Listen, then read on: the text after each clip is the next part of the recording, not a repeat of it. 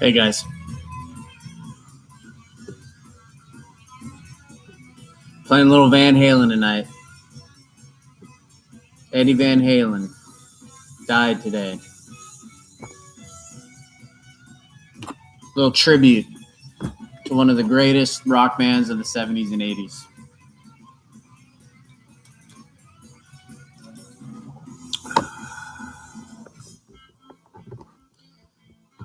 I'm willing to bet you $5 that Laura Pacheco has never heard of Van Halen. Just throwing that out there. Let's give everyone a couple minutes here to log in. I've got a couple things to go over, and then we'll do our brief lecture and kind of take it from there.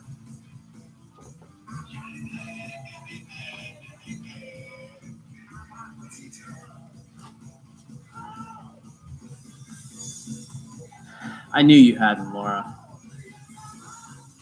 But did you hear that Eddie Van Halen died today? Probably not. Probably not in your news feed is my guess. But this guy playing guitar is a rock god. And we got 7 people here, so we're still waiting a little bit. Let me pause that. So a couple things while we're waiting, and then I'll just kind of repeat myself in a little bit as more people kind of log in. It looks like we're getting most people here, so that's good. Couple things. We're halfway through. Oh, hold on for a second.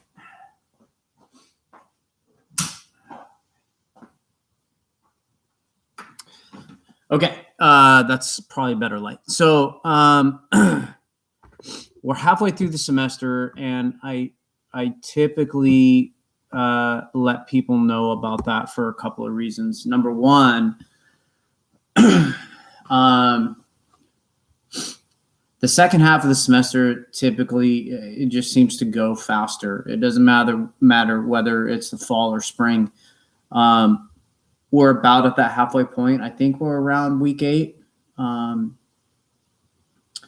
This will be the last night we're talking about sexual health. We're going to go over fluid-to-fluid transmitted diseases or infections.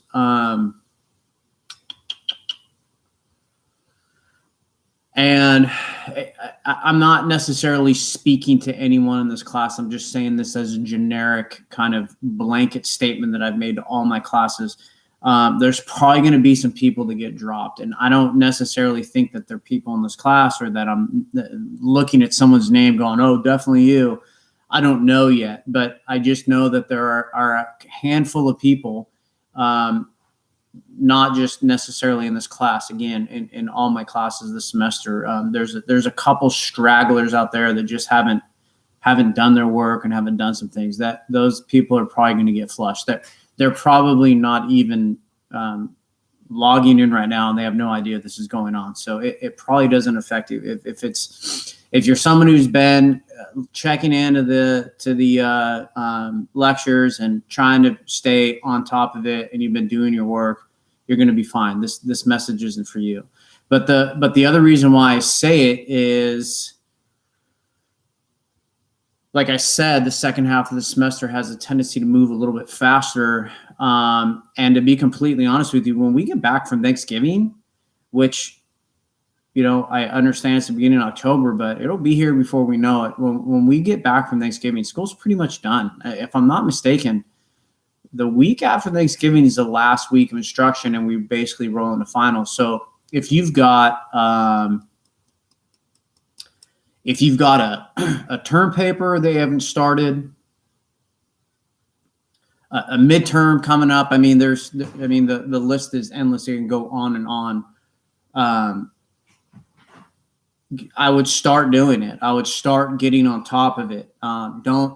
Don't think you have a long time. That Thanksgiving break is going to come here before you know it. And I don't know about you, but I don't like to do any school over Thanksgiving break. And I know that's not really possible if you're a student. There's probably going to be some things that you have to hammer out. But Don't leave it to where you're cramming everything in the last couple of weeks. Okay.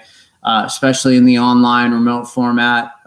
Sometimes, work is still available under some conditions, and you've got some stuff that you got to take care of. Start getting on top of it. Do yourself a favor. The other thing is make sure that when you're emailing me or messaging me or whatever it is, typically emailing, that you let me know your full name and what class you're in. So obviously you guys just saying I'm in your night class, I'm in your 6:30 class, whatever. That's all that matters.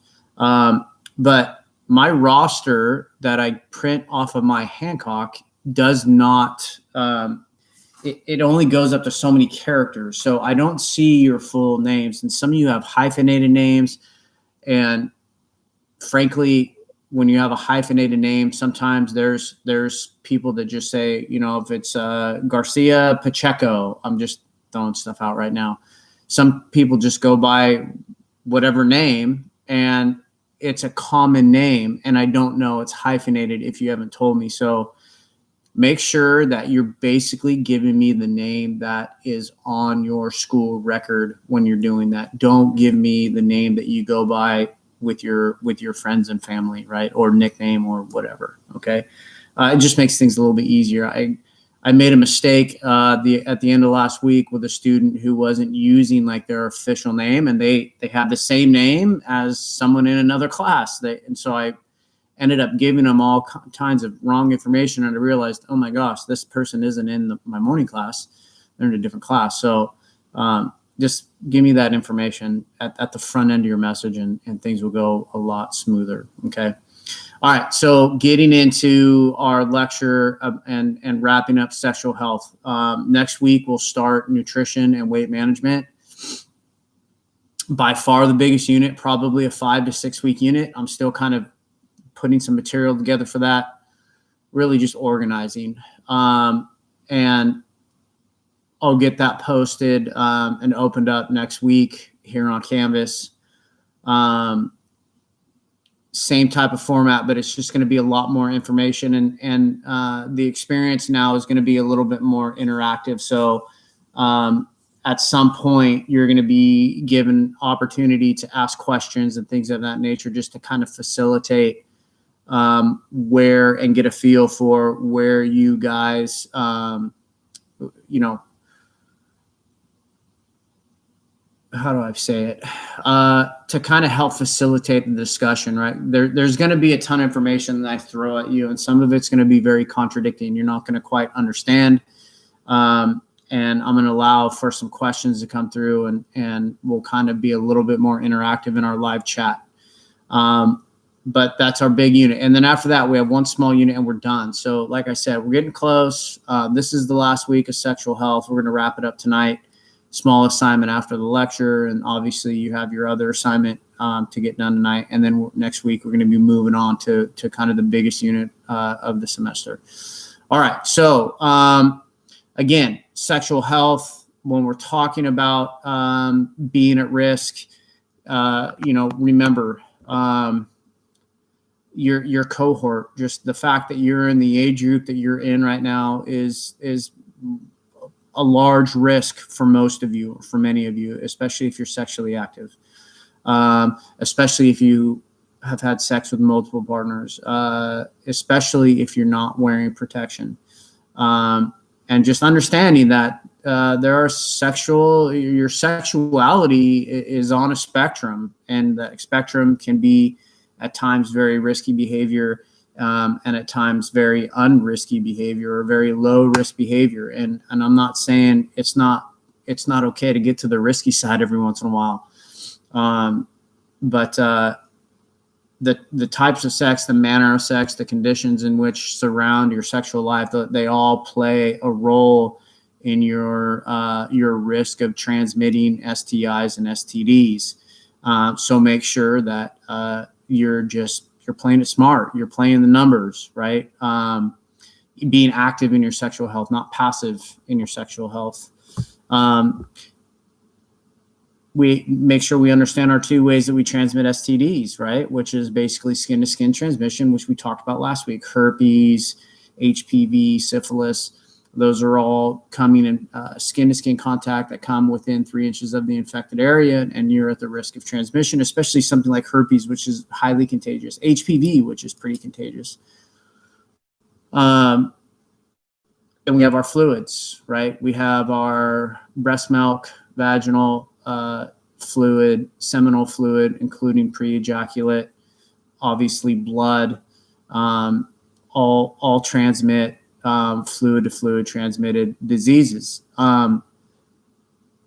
Many of those that, as long as they're touching a mucous membrane, are transmittable. So there is a fluid to mucous membrane transmission. In other words, getting gonorrhea in your eye or in your throat or in your anus, or getting chlamydia, a chlamydial infection in your throat is possible as well. So getting into those fluid transmission STIs and STDs, we're only going to talk about three of the big ones. And the reason being is because there's some homework to be done with this, and there's some learning to do on your part, but there's also a couple of things to be addressed with these fluid-to-fluid transmission STDs. So this is kind of why I'm picking them. These aren't the only fluid-to-fluid transmission diseases. There's more out there, but these are kind of the three big ones, right? So the first one is gonorrhea. And I'm going to put that in our comments here so you know how to spell it. GONORRHEA, right? So gonorrhea. So just like last week, what is it? Who has it? Or how many people have it? How do you know you have it? What's the treatment? What's the worst case scenario, right? So gonorrhea is a bacteria. Rates of infection are pretty high. It's about 1 million a year. And climbing. Again, we're having an uptick in most STDs, not a downtick at this point. For the most part, gonorrhea is a urethral infection. In other words, it's an infection that takes place in the urethra. It can go up to the kidneys, basically infecting your urinary tract. The symptoms are pretty uniform, and they're pretty telling for the most part. If you have a burning sensation when you urinate, that is a strong indicator of infection. If there's a discharge from your vagina or from the head of your penis, that's an indicator. Ladies, if there's unusual pain with vaginal intercourse or bleeding with vaginal intercourse, that could be a sign of a gonorrhea infection as well. Rarely, in some instances, men, you can have a swollen testicles, an infection of the vas deferens, which are like the little tubes that carry the semen from the testicle. That takes place as well. For the most part, highly treatable. It's treatable with antibiotics, but however, in the past 7-10 years, there has been we have recorded the evolution of the gonorrhea bacteria, and it's kind of morphed a little bit to like a super gonorrhea, a super bacteria. In other words, the standard antibiotics aren't working. A second, more potent round of antibiotics are necessary. So, viruses morph, bacteria morphs, it finds its way to survive. We have entered a phase in our sexual health where we have to be concerned about a more stronger strain of gonorrhea that's actually going around. This is actually confirmed. It's been confirmed for quite some time now. But again, highly treatable for most people for the most part. The worst case scenario would be probably one of two things. Either you have an active gonorrhea infection, ladies, while you're giving birth, and that bacteria enters the child's eyes as it's traveling through the vaginal canal or the birth canal. That infection could cause blindness. In rare cases, it does cause like sickness and stuff like that. So we definitely don't want to expose your newborn child to that. But probably worse is the inability to have kids at all. Gonorrhea, if it goes untreated for too long, it can actually damage your reproductive organs. It causes PID, which stands for pelvic inflammatory disease, right? PID, pelvic inflammatory disease. And what happens is, obviously you have the ovaries, you have the fallopian tube, and those go down to the uterus. The fallopian tube inside, there's like a silica, there's like a hair-like fingers that line the actual fallopian tubes, right? So you have your fallopian tubes going from your ovaries to your uterus, and they kind of have like these little hair-like things. Those become inflamed. And inflammation, typically what it does is it damages the tissue, and then the tissue scars over itself. And ultimately what you're doing is a gonorrhea infection that goes awry or doesn't get treated, or is a pretty nasty infection, can cause that fallopian tube scarring, and it can render you infertile. So going back to just getting tested. Like I said, a lot of people interact differently with different STDs. There may be some people that show very light symptoms, but that doesn't mean that damage isn't being done to your reproductive system. That doesn't mean that you're not at risk of becoming ill from just that pressure on your immune system. There's no guarantees there. So making sure that you're getting tested regularly is a good thing. The next one we're going to talk about is chlamydia. Okay, so chlamydia,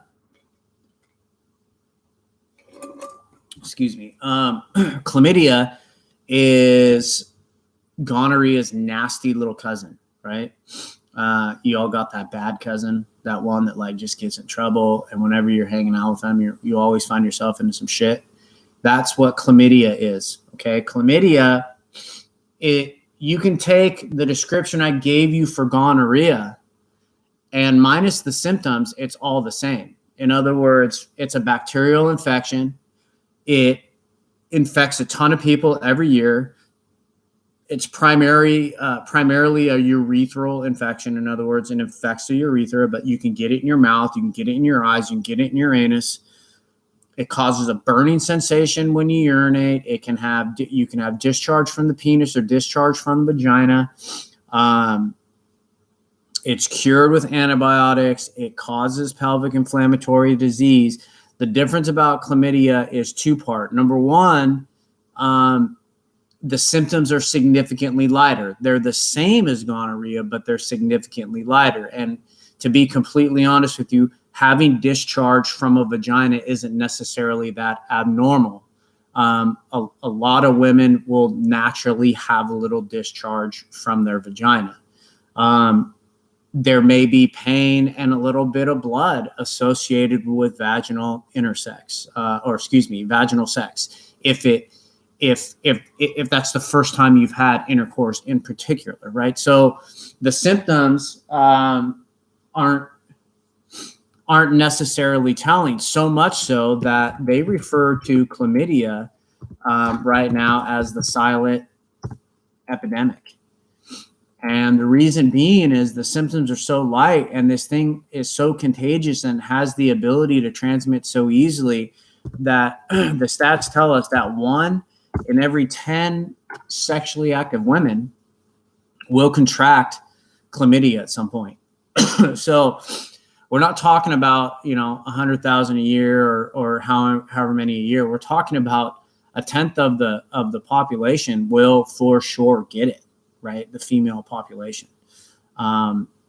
That's a lot, right? That's a lot. We're not talking about males. I mean, males get it too, but just simply alone, the fact that 1 in 10 females statistically will contract chlamydia. That's a large number. Okay. So again, chlamydia, basically the same as gonorrhea, minus the fact that a lot more people seem to get it. It seems to be more active, especially in the lower age cohort groups, like 16, 17, 20s, around that age. And the symptoms are significantly lighter. In other words, this is another one of those STDs where it's possible that you have it and you're not quite sure, you don't know, or you're completely clueless. You have no idea at all. Okay. And then lastly, we have HIV, which stands for human immunodeficiency virus,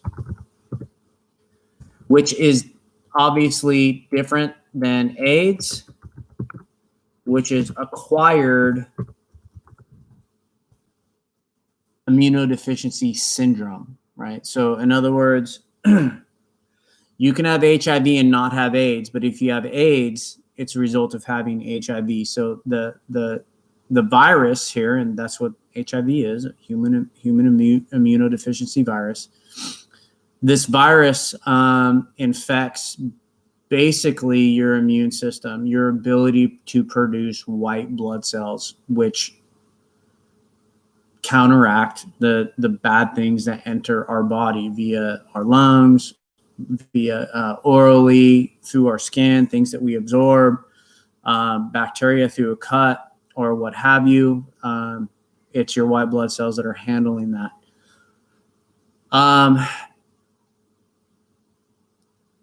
There's over 1 million cases of HIV in America. The symptoms are very flu-like, and they graduate, very similar to cancer in the sense that the first symptom may just be you don't necessarily feel that well. It may be something like the flu or a cold, but as the disease progresses and begins to deplete more of your white blood cells, your ability to not only fight infection, but just to maintain healthy tissue begins to dissolve. In other words, people with advanced stages of AIDS and AIDS related issues will often have like lesions, sores on their tongue. They get rashes really easily, like just little things where the immune system, the body can't seem to fight it off. And ultimately, what a lot of people in the past have died of a complication with AIDS is they've died of a flu or a cold or pneumonia as a result of having AIDS. So the worst case scenario here is getting it. I mean, you don't necessarily want to live with this, but and there's some genetic components here. There are some decent scientific papers out there that show correlation between genetic susceptibility and HIV transmission. In other words, there's some talk out there about genetics playing a role. And in other words, some of you are genetically more easily, can get it easier than others. Not that you're going to get it, but it would transmit easier to you than other people. So again, we don't, not something that we necessarily want because there isn't technically a cure. However, that's changing. And this is kind of leading into our homework tonight. So our homework assignment is coming up, or our lecture question is coming up. So what I want you to do, and just give me what you got here. I want to see where it kind of leads. And you don't have to necessarily do a lot of research, but I know there's a commercial for at least 1 or 2 medications that are for HIV positive people or people who don't want to transmit HIV from the way I'm seeing the commercial. You guys may know what commercial I'm talking about. I don't know the name of the drug, but I want you to find out what drugs, and you only have to tell me about one of them. Okay, you only have to tell me about one of them. So find a drug or drugs that are used in HIV and AIDS as a treatment or as a preventative. So, and I'll clarify what I want you to do. Okay. Hey, let me type this in here. Treatment / preventative. And all I want you to do is list the drug and its benefits. Okay. So we're wrapping up here. What I want you to do, obviously, in addition to your other assignment, I want you to Google what, and there's a name brand drug because I've seen a commercial for it. I'm always like, like I kind of see the tail end of the commercial. I'm like, what's the name? And I'm forgetting. So you're going to help me do this. Just Google what the current name brand drug is for HIV treatment, HIV preventative. There's some type of drug out there. So find out what they're using, list the name of the drug, and just list its benefits. You know, it should have 3 or 4 benefits as to why this drug is effective. Okay, easy enough. Okay, that's your lecture question. Your other homework is there in Canvas, and I think we're good. I think we're good for wrapping up this unit. I think we're going to be good on starting another unit next week. And RIP Eddie Van Halen, and have a good week, a good night. Deuces.